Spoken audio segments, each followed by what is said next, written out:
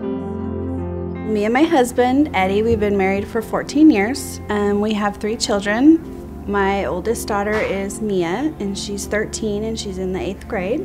And then I have a son, Ian. He is 11, almost 12, and he's in 6th grade.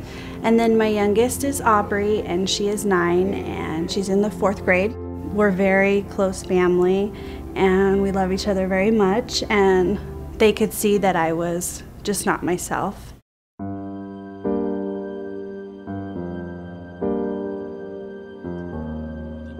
Before I knew, everything I thought was normal.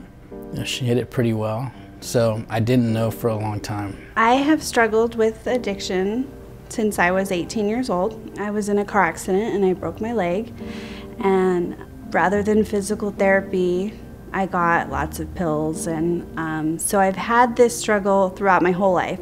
It started really little, but then it really stuck out.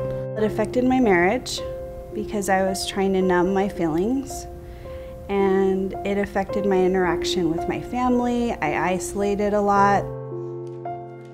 It was hard. No one really told me what was going on. I just kind of figured it out myself.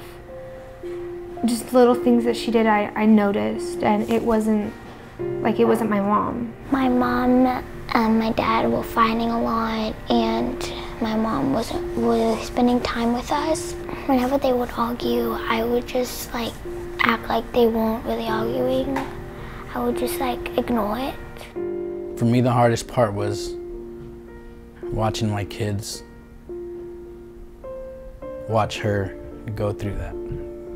Knowing that she's trying to hide it from the kids, but not really doing a good job at it. My children are older, and I could see in their eyes they understood what was going on. And my husband and I were not communicating.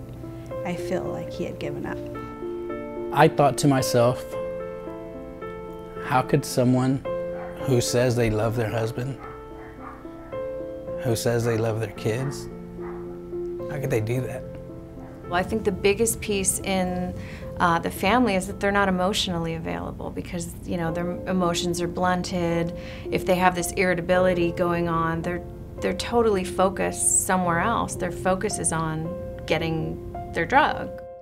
She got tired a lot. She wasn't really involved anymore. She was kind of always up in her room reading or sleeping or something. The addiction plays with your mind, and you think that you're actually sick, but you're just making yourself sicker. Communication might suffer, your interaction with your family might be different. So it was definitely spiraling out of control. I was at the edge. We were all at the very edge. I was probably most scared of my parents' relationship because there are a lot of my friends, their parents went through the same thing and they got a divorce. And I didn't want that for my mom and dad, of course. You know, there was a point where I wanted to leave, but at the same time, I didn't want to leave. How could I do that? When I look back over what I used, I could have killed myself, and I do not want to die. I want to live, and I want to live for my children, and that was the turning point for me. It was time to, you know, get some help. You know, it's been going on for, you know, we've been married for 14 years. I wanted to be what everybody would consider normal, you know, where you could just wake up in the morning and just be fine with the day and not have to use or take anything. Being able to bring my family on board at the BMC and going through treatment along with them, it's invaluable. You know, we were so isolated that opening up it to my family, especially my immediate family, my children and my husband, it just brought the walls down so that you could talk about it. I never, ever would have said in front of my children, I'm an addict. You know, that's just, I didn't want them to be ashamed of me. But then once we really, they explained it to me and explained it to them, it just seemed, well, yeah, that's what I am, and this is what we're doing to fix it. It can be easy to make the mistake of just focusing on the addict, missing the reality that that addict is actually impacting a family system. Before, I could be like, oh, I'm good, and nobody would know the difference. But because they're involved and they know what I need to do to get healthy, it keeps me accountable. Participation by the family reduces the rate of relapse and actually helps the patient continue on in treatment. You've taken everybody and given them some education, some coping skills, kind of deflated the elephant in the room. My kids came on, kids' night, and my husband came to his things and, learned more about himself, and they learned about themselves, and we really opened the dialogue to talk about it, which we never had before. I was really excited that the kids finally got to speak out, and through all the little things that they do, anger letters, the drawings, that Jamie got to see that and finally hear it. I kind of just separated the alcohol and drugs from my mom.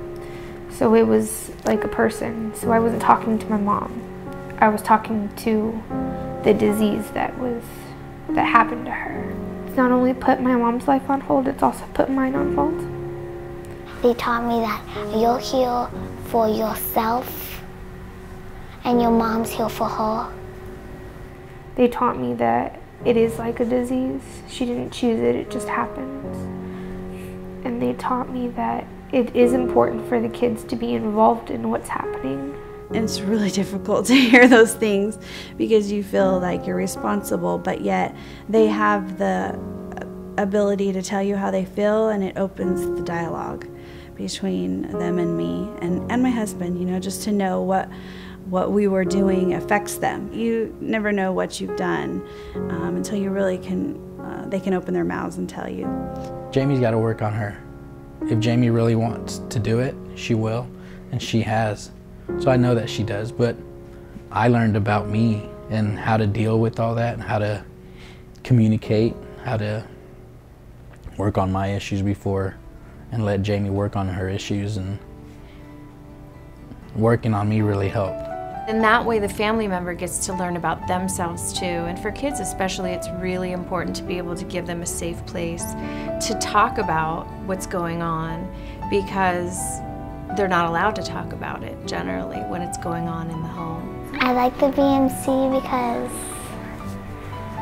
I feel more comfortable talking about my mom there than talking about it to other people. The BMC gave me hope. The relationship between Jamie and I is 100 times better. We've learned to communicate with each other because of BMC and all the classes that we're taking. Well, they're not arguing anymore. My mom, she's spending more time with us. She's not always in her room reading a book or going to sleep. And I've gotten to trust my mom and my family a lot better. I feel that Loma Linda and the BMC has given me so much hope. Hope for the future, hope for a better life. I feel like I'd want to live my life to show them, live my life the best that I can, to be an example of what they can do for somebody. BMC changed our life completely. That I had that opportunity and a place to go is just so amazing. I thank God every day that there were people that were willing to, just be real with me.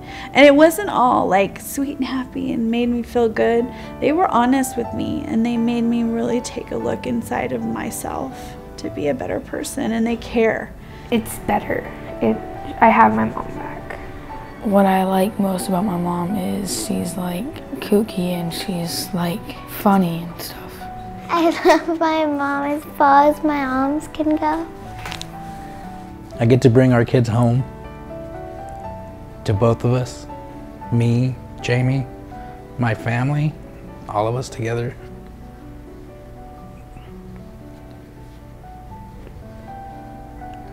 How can you thank someone BMC definitely saved Jamie's life.